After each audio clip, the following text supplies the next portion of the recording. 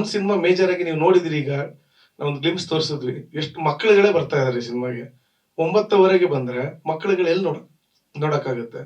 ನಾವು ಕೇಳೋ ಟೈಮಿಂಗ್ ಸಿಗ್ತಾ ಇಲ್ಲ, ಏನು ಗೊತ್ತಿಲ್ಲ, ಎಲ್ಲ ಹೊಸಬ್ರು ಮುಖ ಅಂತ ಇರ್ತಾರೆ. ಈಗ ರಣವೀರ್ ಸಿಂಗ್ ಅವರು ದುರಂಧರ್ ಬರೋಕ್ಕಿಂತ ಮುಂಚೆ ಒಂದಿಷ್ಟು ಸಿನಿಮಾಗಳಿಂದ ಅವರು ಹೊಸಬ್ರು ಮುಖಾನೆ. ಎಲ್ಲ ಹೀರೋಗಳನ್ನು ಕೂಡ ಹೊಸ ಮುಖ ಆದ್ಮೇಲೆ ನೋನ್ ಸ್ಟಾರ್ಸ್ ಆಗೋದು.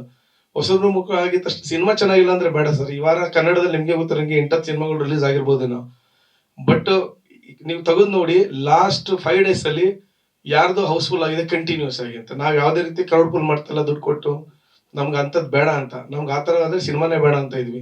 ಇವತ್ತವರೆಗೂ ನಾವೇನಾಗಿದೆ ಎಲ್ಲವೂ ಆರ್ಗ್ಯಾನಿಕ್. ಒಂದ್ ಸಣ್ಣ ಸ್ಟ್ರಾಟಜಿ ಮಾಡಿದ್ವಿ, ವರ್ಕ್ ಆಯ್ತು.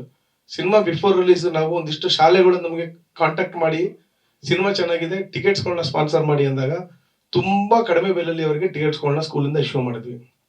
ಸೊ ಅದು ಟಿಕೆಟ್ಗೆ ಕನ್ವರ್ಟ್ ಆಯ್ತು. ಎಲ್ಲಾ ಪೇರೆಂಟ್ಸ್ ಹೇಳ್ತಾರೆ ಮಕ್ಕಳೇ ನಮಗೆ ಈ ಸಿನಿಮಾ ಕರ್ಕೊ ಬರ್ತಾ ಇದ್ದಾರೆ, ನಾವು ಕರ್ಕೊ ಬರ್ತಿದ್ರೇನೋ ಗೊತ್ತಿಲ್ಲ, ಬಟ್ ಮಕ್ಕಳು ಹಠ ಮಾಡಿ ಈ ಸಿನಿಮಾ ಕರ್ಕೊಂಡು ಬಂದ್ಮೇಲೆ ಇವತ್ತು ಒಂದ್ ಒಳ್ಳೆ ಸಿನಿಮಾ ನೋಡ್ತಾ ಇದೀವಿ ನಾವು. ನಿಜವಾಗ್ಲೂ ನಿಮ್ ಸ್ಟ್ರಾಟಜಿ ಚೆನ್ನಾಗಿದೆ ಅಂತ ತುಂಬಾ ಜನ ಹೇಳೋಗಿದ್ದಾರೆ. ಸೊ ಬಟ್ ನಮ್ಗೆ ಅರ್ಥ ಆಗ್ತಾ ಇಲ್ಲ, ಇಷ್ಟೆಲ್ಲಾ ಜನ ಬರ್ತಾ ಇದ್ದಾರೆ ಬಟ್ ಥಿಯೇಟರ್ ಕೊಡ್ತಾ ಇಲ್ಲ ನಮ್ಗೆ, ಅಂದ್ರೆ ಮಾಲ್ಗಳಲ್ಲಿ ಸ್ಕ್ರೀನ್ಸ್ಗಳು ಸಿಗ್ತಾ ಇಲ್ಲ. ನಿಜವಾಗ್ಲೂ ಅದು ನಮ್ಗೆ ಬಹಳ ನೋವಿನ ಸಂಗತಿ. ನೀವೆಲ್ಲ ಮಾಧ್ಯಮ ಮಿತ್ರರು ನಮ್ಗೆ ಇಲ್ಲಿ ತನಕ ಸಪೋರ್ಟ್ ಮಾಡಿದಿರಿ, ಇನ್ ಮುಂದಕ್ಕೂ ಇದೇ ರೀತಿ ಸಪೋರ್ಟ್ ಮಾಡಿ. ಬಿಕಾಸ್ ಈಗ ಆಲ್ರೆಡಿ 5ನೇ ದಿನ ಆಗ್ತಾ ಇದೆ, ಇವತ್ಗೂ ಹೌಸ್ಫುಲ್ ಇದೆ. ಇವತ್ತು ಮೈಸೂರಲ್ಲೂ ಬುಕಿಂಗ್ ಚೆನ್ನಾಗಿ ಆಗ್ತಾ ಇದೆ. ಮಿರಾಜಲ್ಲಿ ಆಲ್ಮೋಸ್ಟ್ ಈಗ 70% ಫಿಲ್ಅಪ್ ಆಗೋಗಿದೆ. ಸೊ ನೀವೆಲ್ಲ ಕೈ ಜೋಡಿಸಿದ್ರೆ ಇದು ಇನ್ನೊಂದು ಒಳ್ಳೆ ಸಿನಿಮಾ ಆಗಿ ಹೊರಹೊಮ್ಮುತ್ತೆ ಕನ್ನಡ ಇಂಡಸ್ಟ್ರಿಲಿ ಅಂತ ನನ್ನ ಆಸೆ.